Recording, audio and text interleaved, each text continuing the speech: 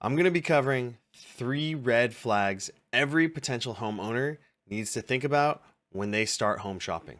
The first is a HOA, Homeowners Association. The second, leased land. And the third is if the property is tenant occupied. All 3 of these red flags have different things to consider. Okay, let's go over the first one, Homeowners Association. What is a Homeowners Association or HOA? It is a board that governs the community. These are very common with townhome communities, condo complexes, and there are communities that have single family homes in them. The first thing that might negatively affect a homeowner is the monthly fees. HOAs typically collect a monthly fee. That fee can vary somewhere I've seen as low as $50 all the way up to $850. Now you might be wondering, why is it so low or why is it so high? It's going to depend on what that HOA covers for the owners in the community. Another common complaint about HOAs is that they have strict rules and regulations. So some HOAs, they dictate how people have to maintain their lawns, what paint colors they can use for the exterior of their homes. They even sometimes have parking restrictions, and you may not want to be limited by the rules of this community.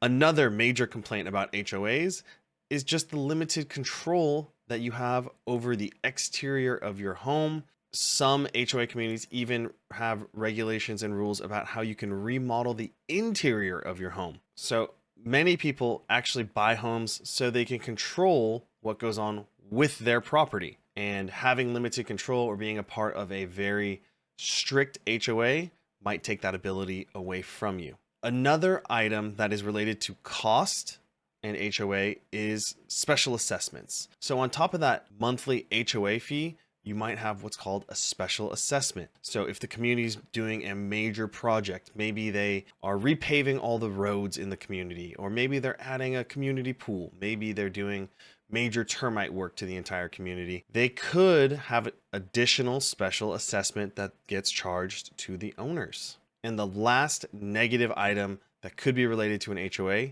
is litigation and conflict. So depending on the community, there may be some sort of legal battle or litigation going on against that community. And sometimes, many times, those fees get pushed onto the owners of the community. So before you go home shopping, really important that you get a good feel for the HOA and the community that it's in. You take a look at the HOA's financials to see if it is well funded, if it is properly managed, and is it going to be a community that you want to live in for the long term.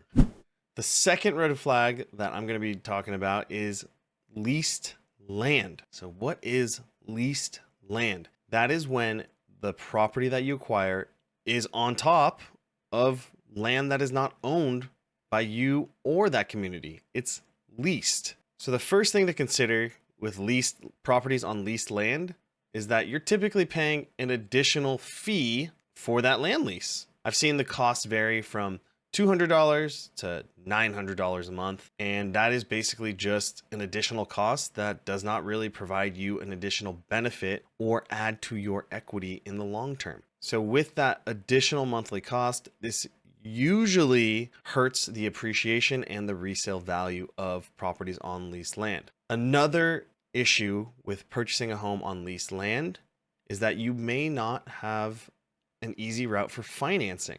If the lease is less than 30 years on that land, more likely than not, you're not going to be able to get a 30-year fixed mortgage. You're going to have to get a mortgage or financing that matches the remaining term on the leased land. Another consideration with the leased land is that you might not have full control of what you can do with the property. Because you don't actually own that land, there may be restrictions on alterations or how you want to potentially renovate your home that's on that land. So overall, leased land, I typically don't advise my clients to pursue properties on leased land because of those reasons we just discussed. Right? You're going to have limited control, you're going to have an additional monthly payment, which typically hurts resale value, and there are typically financing challenges with properties on leased land. Now, the last red flag, very, very big one here in Southern California, is buying a property that's tenant occupied. So here are some things to consider when buying a property that is tenant occupied. The first thing is getting a copy of the current lease and the current terms of the owner or the property manager and the current tenant. So depending on how that relationship is going, do we know if the tenant is cooperative? Does the tenant want to leave? What tenant rights does that person have? In Southern California, it can be quite difficult to potentially evict them if they are not cooperative. Another thing to consider is when you are going to even tour the property, do you have access? Many times when properties are tenant occupied, the listing agents or the sellers will ask people to not disturb the tenants and actually write the offer subject to interior inspection. This is very common, especially if the tenant is not a cooperative one. Right. So this is just a red flag in the sense of you need to do additional due diligence. You need to make sure that you understand very clearly what is in that lease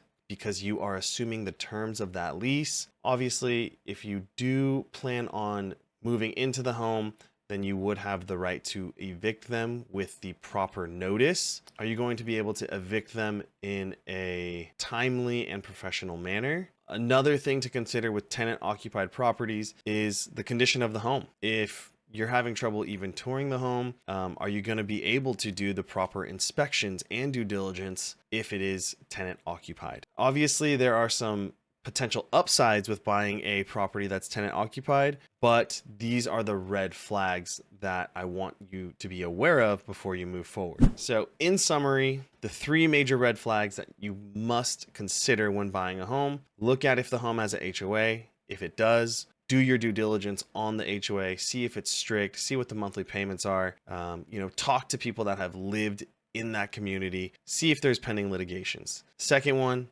leased land. Right? Get an understanding of how long is the remaining lease, how many more years is the land lease for, and make sure that you can get financing for it if that's the route you want to go. And then last but not least, tenant occupied. Do your due diligence on the lease, do your due diligence on the tenants, see if they're cooperative, make sure that you can access the property to do the proper inspections that you need to do to make sure that you want to move forward. If you thought this video was helpful, please subscribe.